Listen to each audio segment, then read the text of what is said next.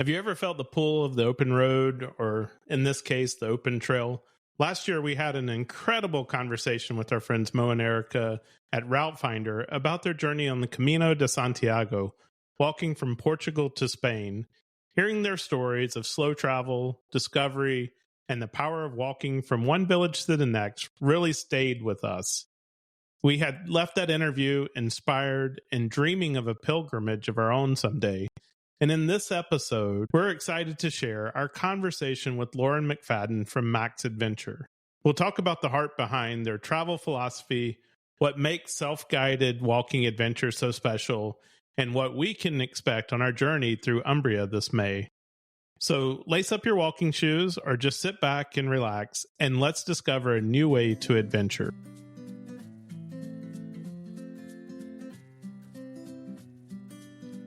We're Scott and Melissa, the Sunshine Travelers. We're all about exploring the world and sharing the journey with you, whether you're a seasoned traveler, dreaming of your next adventure, or just here for the stories. No matter where you are on your travel journey, we've got firsthand experiences, tips, and plenty of inspiration from some of the most amazing places on Earth. So buckle up and get ready to travel with us.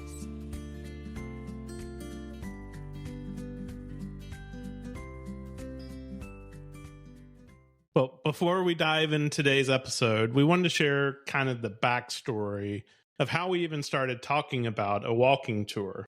Last year, when we talked to Mo and Erica from Raut Finder in episode 32, they told us about their journey on the Camino de Santiago. And this is the trip that goes from Porto, Portugal to Santiago, Spain. And they call it a pilgrimage. And so a lot of people from all over the world come and walk these trails, and there's multiples of them, that go to Santiago, Spain. And so they did the one from Porto. And their story, it wasn't just inspiring, it really lit a spark inside of us. The way that they described slow travel, walking through the towns, connecting with people at places at a deeper level, it kind of struck a chord with us. And so it reminded us why we fell in love with travel in the first place.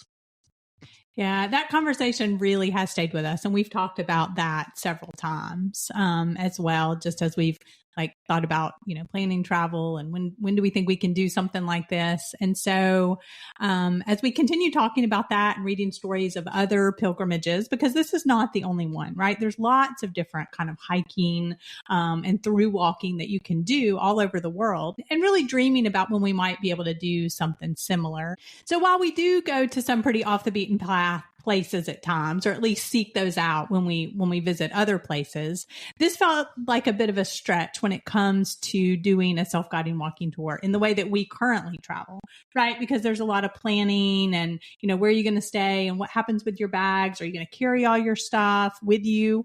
But that openness to consider a pilgrimage like this is really what connected us with Max Adventure when they reached out to us about helping them promote their newly created podcast, the Self-Guided Travel Podcast. And that podcast follows the adventures of a traveler on a Max Adventure.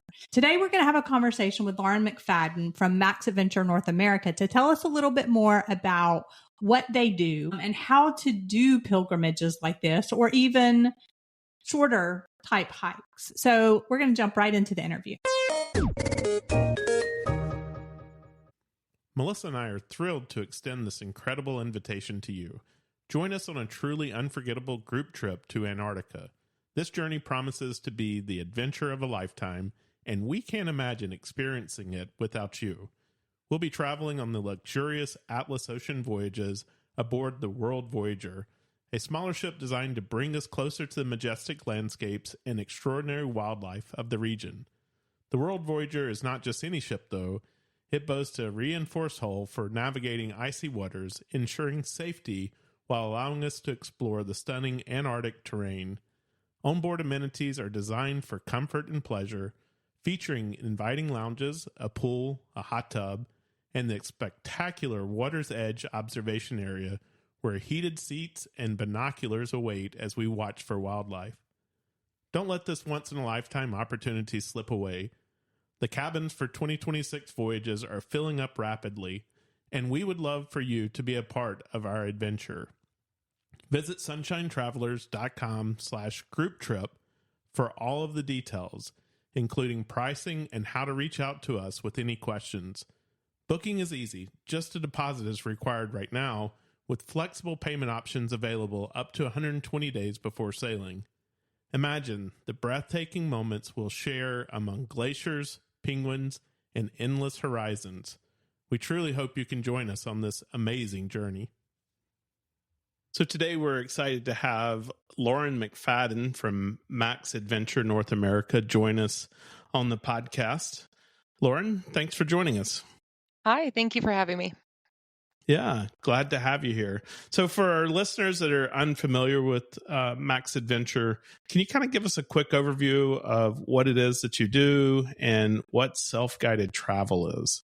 Great question. Absolutely. So Max Adventure, we really exist to create Max moments. It's a little hashtag that we came up with a couple years ago, and we're really out here to lead, advocate, and enable self-guided travel as a positive force for people and planet. Now, self-guided travel, you might wonder, like, what exactly is that? It's active travel led by you.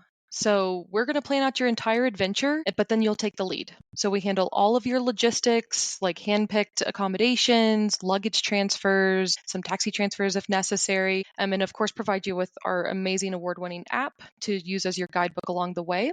So you're there, you go with who you want, when you want, and just make it this incredible experience on your own. So, Lauren, explain a little bit for people who are like, okay, wait a minute. What exactly does that mean? So explain a little bit. So like maybe take a trip for an example. What makes Max Adventure different than just planning your own trip? And what is it that you're doing that's different? Absolutely. So we book the entire package for you once you get to a destination. So we handle all of your accommodations each night. So we make all the bookings for you. And we really pride ourselves in working with some amazing local accommodations. So small inns, bed and breakfast, little hotels, and that really highlight a region. And the luggage transfers is honestly one of the best things that we do when you're doing like a through hiking town to town, because you just have your day pack on your back and you hike that day and we'll move your big bag for you. Having the app really is just, it tracks you along as you go. You can download it offline on your phone, so you don't have to use your cell phone data.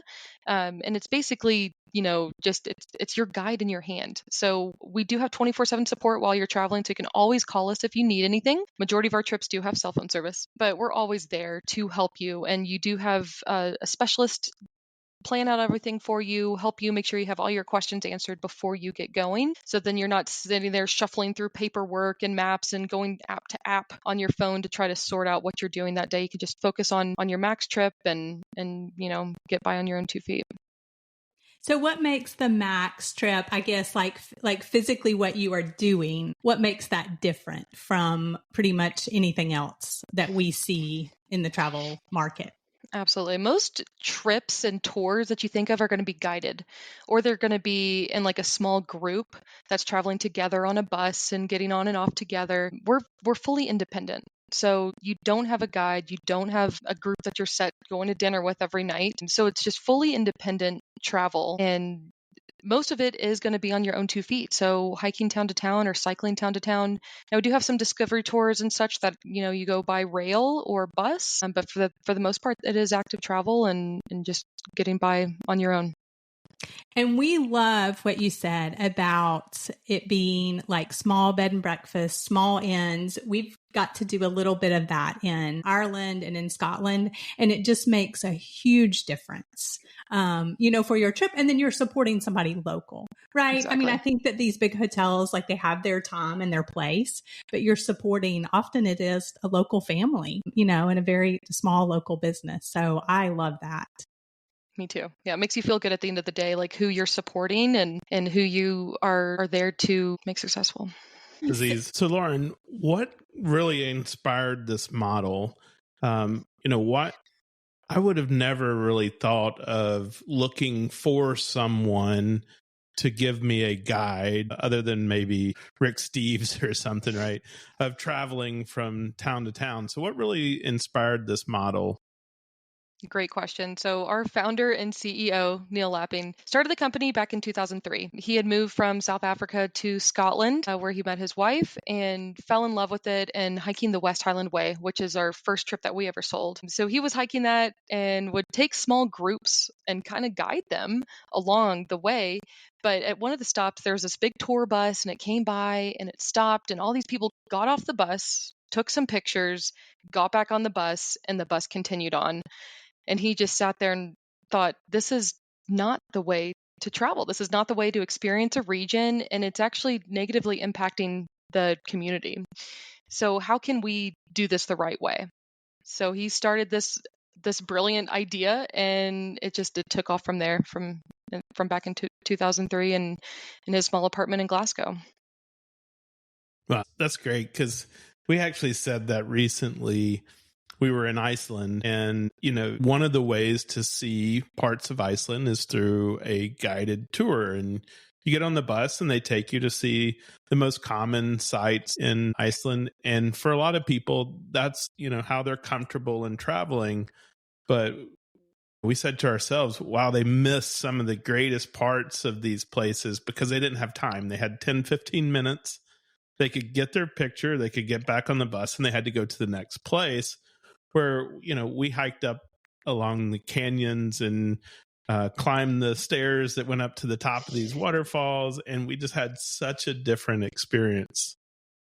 Absolutely. It's so nice to not be restricted by anything, and not be restricted with like, oh, I need to get to dinner at this certain time to eat dinner with the group, or my guide's hiking really fast and I'm actually tired and I want to take a snack break or a water break, but I feel embarrassed to speak up and say something. So going at your own pace and having that not as big of an impact on the environment in the local area is key to being able to travel this way for the future too. So we noticed this mostly in the UK, I would think, where people do get out and they go for these long hikes across the countryside. I think that's just kind of sparked an interest in us. It's something that we've never done before. We've been talking about doing the Camino de Santiago because some friends of ours did the portion that goes from Portugal to Santiago, and they just raved about it and how much they enjoyed it. So that sparked our initial interest in doing some of these hikes. But we're not big hikers. And so I think that's one of the questions that I would have is, do you really need to be an experienced hiker or cyclist, because you guys do cycle tours as well, to do a max adventure trip? Not at all. So we do have a range of tours that have a different activity level. So our range is from 1 to 6, 6 being the hardest, and we only have one of those. It's very strenuous. But a lot of them are moderate, easy to moderate, and you can pick exactly what you need out of the trip. So our classic tours are end-to-end style hiking, where you're hiking town to town and you don't really get much rest. But then we have some really amazing multi-centered tours where you're staying in a place for a couple of nights, and maybe you'll do a short hike to the next town or a short bike ride, or maybe you'll even take a train to the next town. You don't have to hike at all. So we've recently been adding some discovery tours, really post-pandemics, because people still want to get out there and explore, these regions that are not normally explored, and get there in an easy way. So utilizing public transportation and not just getting, in this big bus again and getting around that way, but, really doing it in the most sustainable way. So we have several options. And where all, just to kind of, because we've mentioned a few places, you've mentioned Scotland, Scott's mentioned Spain. Give us some examples of where all you offer these types of tours. Absolutely. All in Europe. So the majority will be in the UK, also Ireland, Spain, Portugal, France, Switzerland, Italy is huge, Greece, Germany. We actually have an office in Germany. We also have a handful in Japan and New Zealand. So very wide variety of options. And the other thing that we love, and you alluded to a minute ago, Scott, is that these take you a little bit more off the beaten path. Or you might see some of these popular places, right? But you get to spend a little bit more time or do it at your own pace. But then also, I love what you said, you impact the community in a positive way, right? You're not just going to a major city and staying in the big hotel, but you're there to support a small local inn, a restaurant, and stuff like that. I love that. Yes. Very important. Can you walk us through like maybe what a typical max adventure? I don't know if you just want to choose one. And kind of, or maybe that Highlands Way, right? Because that's your most popular, you said. It is, yes. And that's the one I did back in 2019. So a few years back, but it was our first trip and absolutely incredible. So the first day on that trip, you're going to arrive in a town called Milgai in Scotland, and you start hiking. Honestly, that first day. So you do drop your bags off. We can book a pre-night if you'd like on that one. But you start hiking that first day, and you basically get to that first town. You check in, your bags are waiting for you in your room most of the time. Sometimes they're at the front desk. But once you do that, you shower up, go have dinner, go to bed, get started the next day. So really it's every single day you're waking up, you have a really great breakfast, homemade, by these amazing B&B hosts, the small inns. You kind of look at your app and figure out the trail that day and say, okay, well, I got 15 miles today. Like, let's get started before 9 a.m. or whatever time you want to get going. And then you go. You get started, you start your app, it starts tracking how far you've gone that day, how much farther you have to go. It lets you know if you get off the trail, which is super nice. But that's what your day looks like. You can stop and have lunch, you can bring a packed lunch. You have options on that hike, which is really nice. Some of the days are pretty remote, so you'll want to bring a sandwich with you, but otherwise you can stop and have a nice lunch at a local pub or little deli or something. And that's something that's worked out in advance with the place that you are staying, or how does that work as far as the packed lunch type? For the lunch, just let them know when you check in the evening before if you want a lunch the next day. We ended up doing that, just then it was easy not to have to plan out where to stop for lunch. I mean, we would see a place and stop for a pint of beer, but then we continue on and have our sandwich later. But it allowed for more flexibility that day. So let me stop you for just 1 second and ask. So somebody might have just heard you say 10 miles, 15 miles and think, no way. But all of your trips are not that long. You Correct. have a lot of them where... Yes, very varying distances. I mean, some of our trips can go as low as 5 to 6 miles a day, but they're always avoidable for the most part, unless you're doing a very strenuous alpine trip where you're in the middle of nowhere. But the majority of our trips, there's like public transportation or even taxis and such that you can take to the next town if you're, not feeling it or you wanted to sleep in and not have any activity that day. There are options to get yourself to the next stop. Yeah, that's awesome. That's what I love is the flexibility, and a lot of times if you're walking that at home or something similar to that at home, right? It's like, okay, that's a little bit more doable. It's not like I've got to get into a training program if I'm going to choose one of the ones that's, 4 or 5 or something miles a day. Exactly. And then also typical ranges for the trip. So how long do people have to have 2 weeks to do something like this? The majority of our trips are 8 days and 7 nights. Now, what's nice, I mean, going back to the West Highland Way, is we can do that. We can do it in sections. So if you only have 5 days, fine. We just do a section of it. If you want to do the full walk, we can do anywhere from 7 to 11 days. So even if you see something like the West Highland Way, but, oh, that looks strenuous, well, do the longest option that we have. And that'll give you the shortest hiking days and just, allow you to, again, take your time and wake up early and just, set the pace that way. One of the things that I saw, because you're offering tours all over the world, right? But one of the things I saw is if you know of a city or somewhere that you want to stay and spend an extra day, you can actually add that into the trip as well and just take a rest day and maybe just do some local activities. Exactly. Again, the beauty of traveling independently. So post nights during the trip, it's very easy for us to add those in, and also recommended on some of our trips, because some of the towns you go through, if you've just hiked, 10 to 12 miles all day, and then you have another day of hiking, you might only have a couple of hours to explore. So, adding in that rest day and in the Highlands of Scotland, it's easy to take a train over to one of the famous distilleries or, any of these other famous castles to explore before continuing your hike the next day. It's super easy to do. And you've got a lot of them in Italy that are the 5 days, 4 nights, right? So that could be added on to, you want to go to Rome and see all the sites or somewhere like that, but then you want to get out and explore on your own and just have a laid back. So you could easily pair one of those shorter adventures with a longer trip. Exactly right. And we have so many people that'll do that. They'll call us and they've booked a cruise already, or they've booked just a couple of nights in London or something. And they just, let's do some activity, but not too much. What do you have for 4 to 5 days? And we have a list of options everywhere with that duration. Let me ask you, you talked about this Highlands trip, or what are some of your other most popular routes or destinations that people do? Yeah, so the Camino, you touched on that a bit earlier. So the Camino, of all the different Caminos, that basically they're pilgrim routes that go into Santiago de Compostela in Spain. Those are the main ones. And there's the Camino de Santiago, which starts in France on basically right over the Pyrenees in Saint-Jean-Pied-de-Port. And it's a 40-day walk into Santiago, Wow. but we do all the different stages of that. So you can break it all up. You can do the full thing.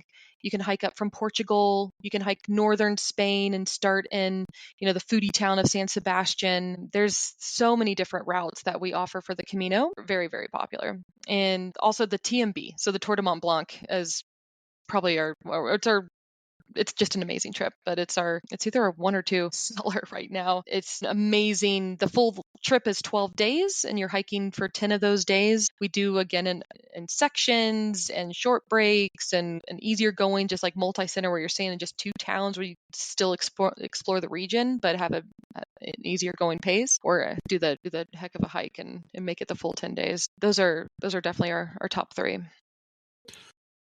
And then what about some maybe lesser known that people might not think about, places people might not think about going and doing something like this, or ones that you maybe feel like are new or hidden gems? That is a great question. There's so many. And that's one thing really fun about Max is our product team that creates all these trips. They know what they're doing and they've curated these amazing itineraries. The Julian Alps is a big region in Slovenia. We have a couple amazing tours there. It's not very well known, and Slovenia is starting to get pretty popular with people from North America. Also, the Catalonia region of Spain. I did that trip a couple years ago.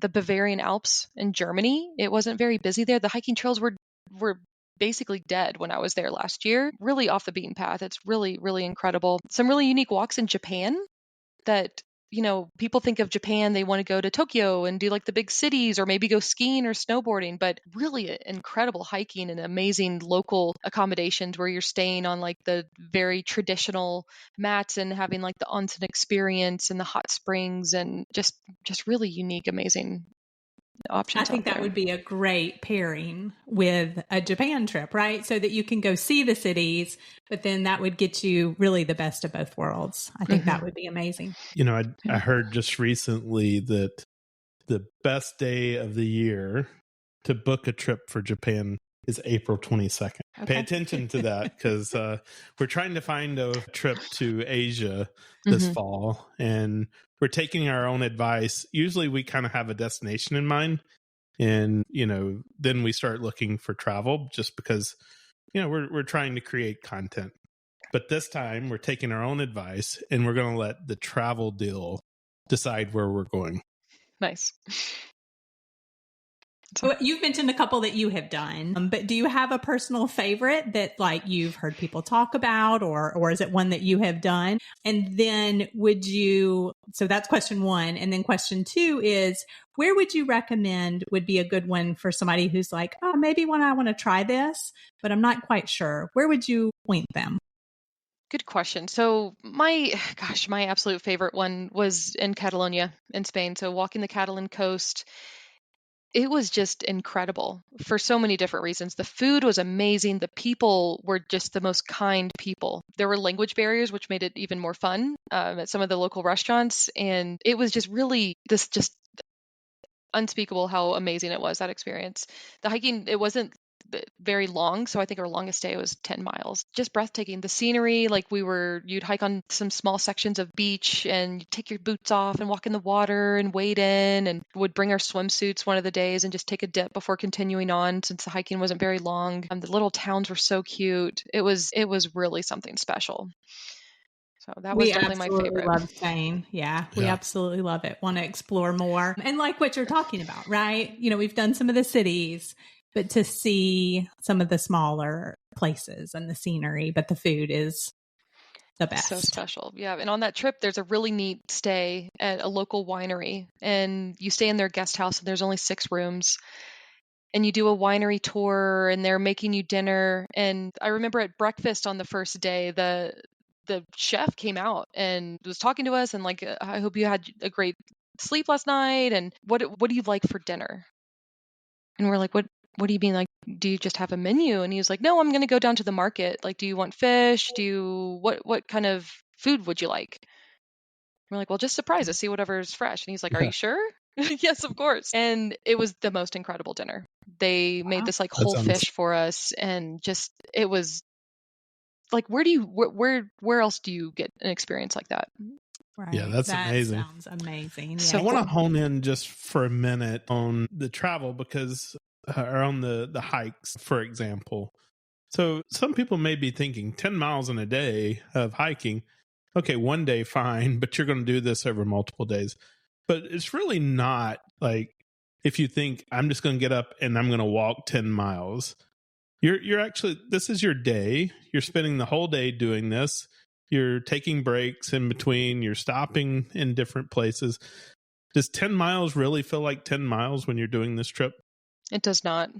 To be completely honest, I think it's the fact that you can go at your own pace. And it's just walking. Sometimes people say, oh, it's this big hike and this and that. And you're just walking on your own 2 feet, and you can take a break when you want to, take pictures, stop for water. One of most incredible travelers that's been with us for like over a dozen trips, Christine, there's this amazing quote of hers, and I have it right here. She says, you think you can't do it, but it's just walking at your own pace. You can do it, and do it because it's transformative, and you'll be a better person. Yeah. I just love that. So powerful.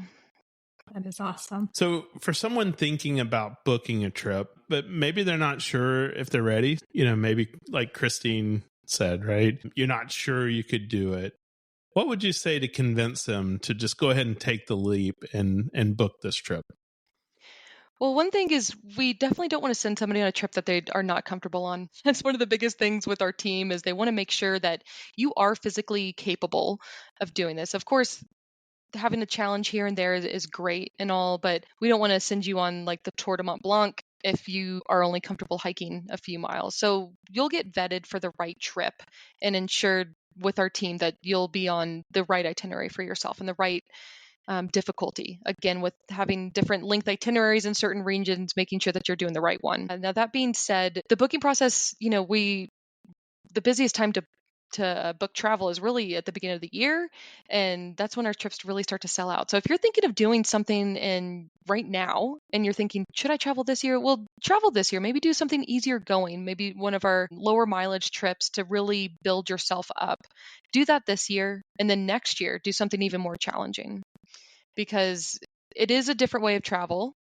It's an amazing way of travel, but if you go in and you're just really not ready for it, it's not going to be the best experience. Now, again, that's the best thing about Max, is having the variety of trips that we have. And so you can do something much easier going and then just kind of build yourself up, because we'll have some people do like one of the stages of the Camino, and maybe they'll combine 2, and then they'll combine 3 the next year, and they will slowly do it until they finish the full 40 days.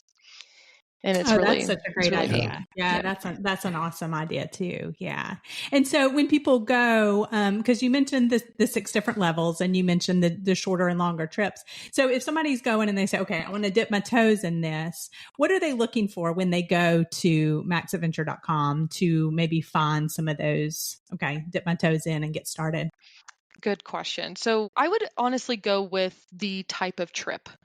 So if you are new to hiking, I would go in and look at the discovery tours, or look at our rail and hike options, and then focus on a destination from there. So we have a really amazing search feature. You can go and you can select the activity level, you can select the duration of the trip, the comfort level. So if you want really nice accommodations, you can say that you want that. And then you can say like when you want to go that year, and it'll populate the trips. They'll also show them on a map. So if you're wanting to go to a specific region, then you can, focus on that. But otherwise, like, you can filter it down to exactly what you need and the level that you need as well to make the right decision. One of the other things that I noticed is that it also tells you here's the best time of the year to go, right? Because depending on weather, and it's not going to be not accessible, but like it might be too hot or it might be too cold or it might just not be a good time for rain or whatever. And so it will tell you that on the trip, which is a great feature as well. Yeah. So Lauren, what's next for Max Adventure? Any exciting new destinations or developments that you guys have on the horizon?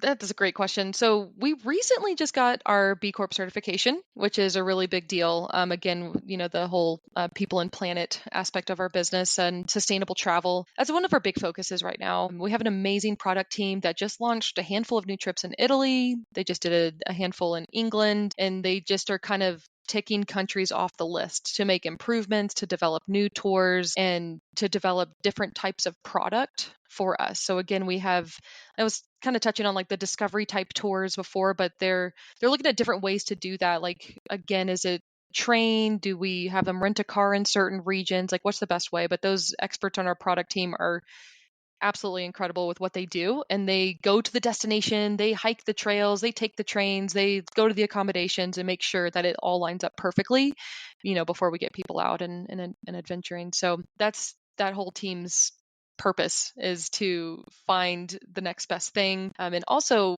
get people off of I hate to say the tried and true routes, but get them off of, not the tried and true, but get them off of the classic routes. So we've all heard of these really famous routes, but what else in Spain could people do? So we talked about the Camino, but there's this amazing part of Spain in the Picos de Europa, and we were actually featured in an amazing article for that trip, and somebody just went and there's like nobody there.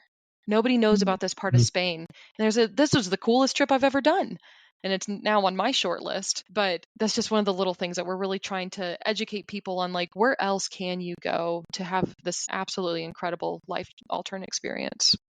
Yeah, I love that, because I think right now, as more and more people travel, it was like you were saying about going to Iceland, and it's just, even in the wintertime, it was so crowded, right? And I think a lot of us who have traveled for a long time, we want to see if we can seek out some of these places, right, where it still feels not just so crowded. So I love that. So we're putting that on ours is actually a long list, but yeah. Every time we talk to someone, our bucket list grows, it seems like. So while we were in Iceland, we listened to your self-guided travel podcast. So can you tell us a little bit more about that? And is there going to be more to it, or? Great question. Yeah, so that is I love listening to that. It was obviously my first trip I've kind of talked to you about, doing the West Highland Way, but I just love the story that Arlette tells while she's hiking the West Highland Way. So it's an amazing opportunity for listeners to see what it would be like. And she talks you through her whole day. She talks about searching for Rob Roy's cave, who's this, kind of this outlaw in Scotland. She just talks about this amazing experience. Of course, there's rain in Scotland, but, she makes the best of it and just has this incredible journey. So that podcast is out. It's one of our recent marketing ventures, and it really is a good listen. Yeah, it really is. Yeah. We really enjoyed that. We loved how it blended, some of the logistics that we've talked about here, especially your app, right? She alluded to the fact that other people were hiking the trail and trying to figure out on maps and different things like that. And she was able to help them and say, no, I think we're supposed to go this way. But then also her interactions with people along the way, right? Some of the little experiences that she did, and then just her honest opinion about, how she was feeling and what she was doing. So it was an amazing listen. And I would encourage anybody who has, listened to this and is like, oh, this is piquing my interest, right? I have the interest in maybe exploring one of these, to go listen to that. It's 7 little short. Exactly. Episodes, it's not very long. Right? So, yeah. It's not very long. It's a great listen, and go check it out. I'm hoping that we can make more. So that, kind of depends on the success of the first season. Yeah, that's awesome. I think that would be that'd be great to hear it from different places and stuff like that. But it is a great listen. Either if you're wanting to do the West Highland Way, but then also just wanting to do one of your adventures too. We haven't talked much about the cycling. So we've talked a lot about the walking. Let's just hit on that real quick. If somebody is interested, and because you do traditional and you also do the e-bikes that are becoming so popular, correct? Yes. E-bikes are so popular. And so the majority of our trips can do an e-bike.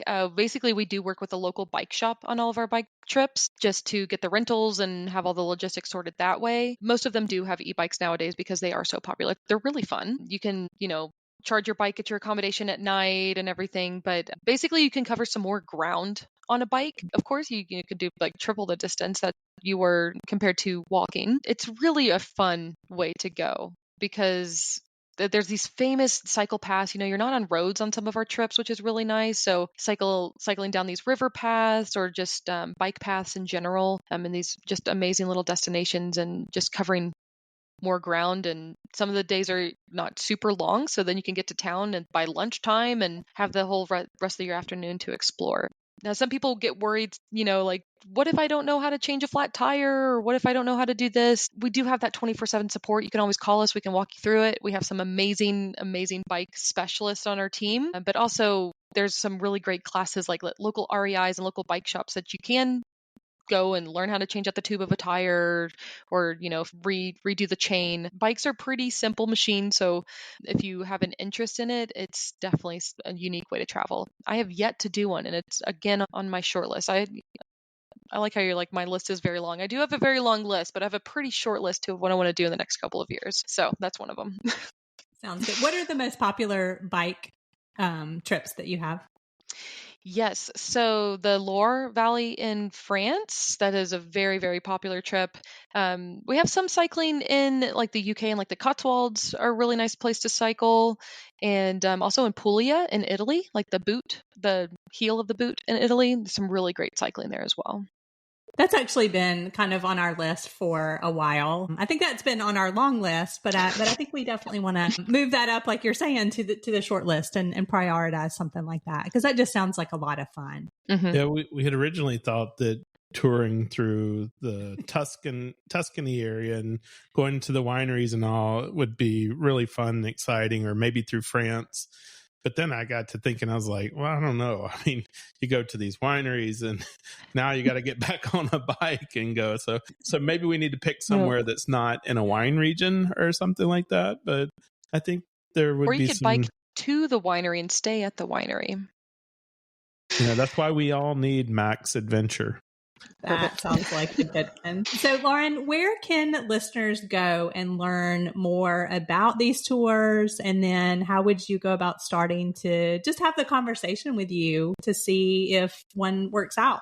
Absolutely. Our website is the best resource. When you go on there, there's a live chat function where you can easily chat with our team. Of course, during like kind of normal business hours, getting our team that way. Call us, or, all the ways to contact us are on the website.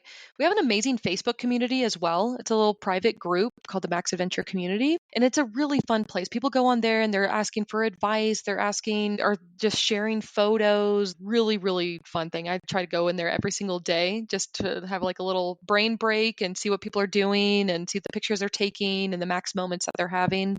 That's really fun. And then lastly, just watching YouTube videos. Like, we have an amazing YouTube page, and you can go on there, and there's just some really beautiful videos that our team's been able to put out the last couple of years that really show what it's like to go on a Max Adventure and show what our app is like. And there's videos of our team explaining like how we work and what we're doing day in and day out to make people have the best experience out there. And it's so that people know it's Max, MACS, and then Adventure, singular. So Correct. Max Adventure. Yeah. And so then just look for you, like that's your website and YouTube and all that. Max. Exactly. Adventure. Exactly. Well, Lauren, we have 3 questions that we ask all the guests that come on our show. They're easy, so don't worry. But the first one is what is your favorite place in the world that you've ever visited? Now, it can be a Max Adventure, or you can choose somewhere else. That is such a tough question. I've been really, really lucky to go on so many trips, and oof, that's tough. I would say the Greek islands. There's this island called Milos. Yes, I went there on my honeymoon, and it was so, so special. Just so local. Like, we were the only Americans there. Like, nobody was really speaking English, and it was just beautiful. The water was just, it was life-changing. It was so amazing.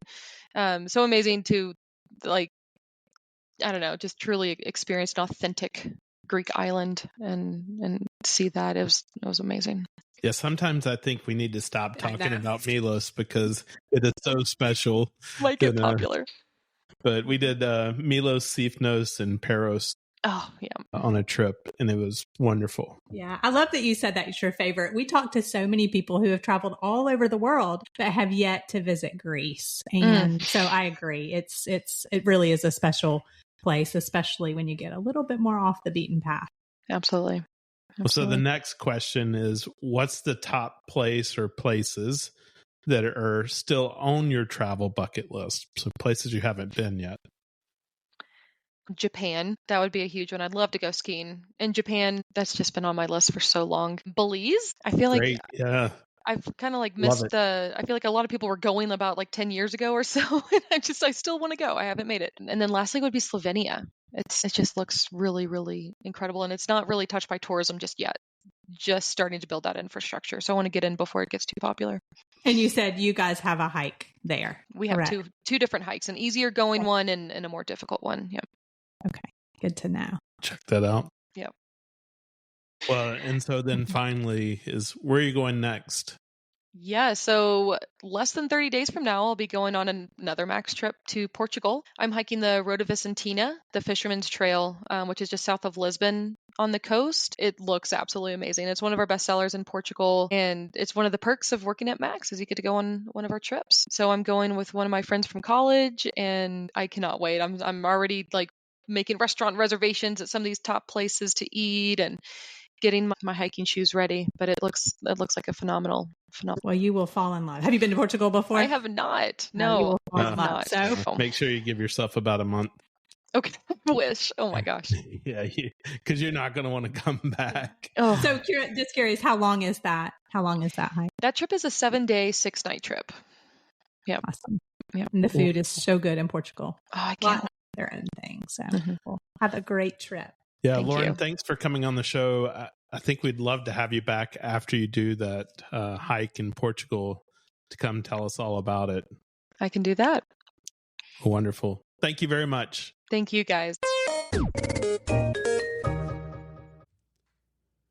Let's talk about something we all need, but you may not realize it. Online privacy. When you're traveling, you might want to conserve your data plan and connect to the hotel's Wi-Fi. Or you're at a coffee shop and you need to check your email, bank account, or just want to scroll social media while you sit there and enjoy your cup of coffee. What you may not realize is that public Wi-Fi connection isn't secure, and the bad guys can get access to your passwords and other information.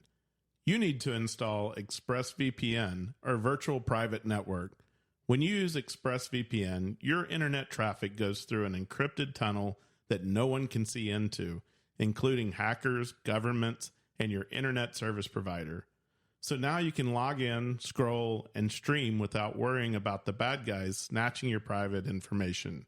I've been using it for years to protect my online privacy, and you should too. Go to sunshinetravelers.com/expressvpn to learn more and get 3 months free with a yearly plan, plus their 30-day money-back guarantee. So when the opportunity came up to partner with Max Adventure for a self-guided walking tour through Umbria, Italy, we didn't really hesitate. Max Adventure offers exactly the kind of experience we're looking for a chance to explore beautiful landscapes on foot, travel at our own pace, and still have the comfort of knowing the logistics, the accommodations, all the luggage transfers, maps, etc.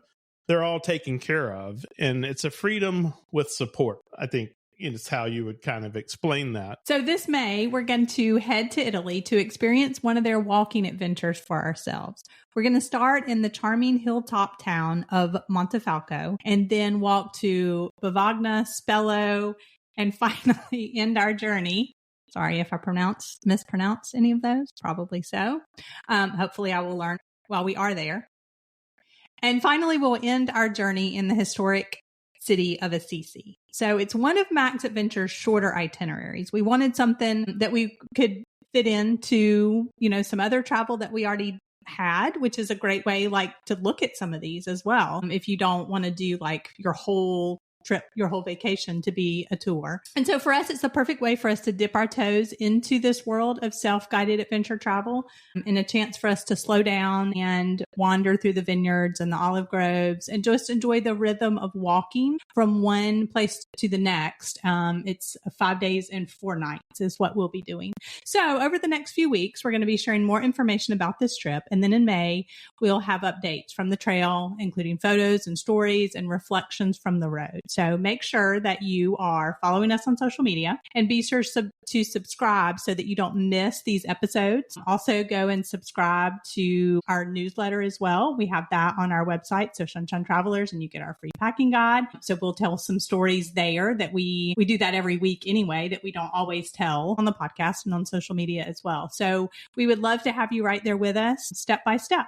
And so we also encourage you in the meantime to go listen to that self-guided travel podcast so that you can hear her walk through the journey in Scotland on the West Highland Way and kind of get a sense for what something like this would be like. So we're super excited to not only go on this journey, but then be able to share it with you. And so we really hope to inspire you to do something like this. And then one of our big ultimate goals is to go back and do that El Camino de Santiago, or at least part of it.